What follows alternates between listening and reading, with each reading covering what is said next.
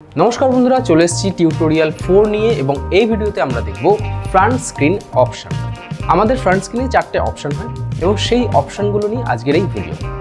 তো প্রথম যে অপশনটা হলো সেটা হচ্ছে স্ক্রিন অফ। এই অপশন ইউজ করার ফলে আপনার ফ্রন্ট স্ক্রিন যেটা আছে সেটা সম্পূর্ণ বন্ধ হয়ে থাকে, ব্ল্যাঙ্ক হয়ে থাকে, সেখানে আপনি কিছু দেখতে পাবেন না। এরপরে দ্বিতীয় অপশন হলো স্ট্যাটাস অনলি।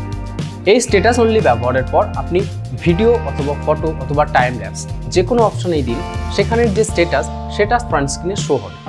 যদি ভিডিও অন করে থাকি তাহলে ভিডিওটি কত সেকেন্ড ধরে রেকর্ড হচ্ছে, আমাদের ব্যাটারির কি স্ট্যাটাস আছে, আমাদের ব্যাটারি কত পার্সেন্ট আছে, আমাদের মেমোরি কার্ডে আর কতক্ষণ ধরে আমরা ভিডিও তুলতে পারবো, এই ধরনের স্ট্যাটাসগুলো আপনি এই ডিসপ্লেতে দেখতে পাবেন। তৃতীয় অপশন হচ্ছে অ্যাকচুয়াল স্ক্রিন।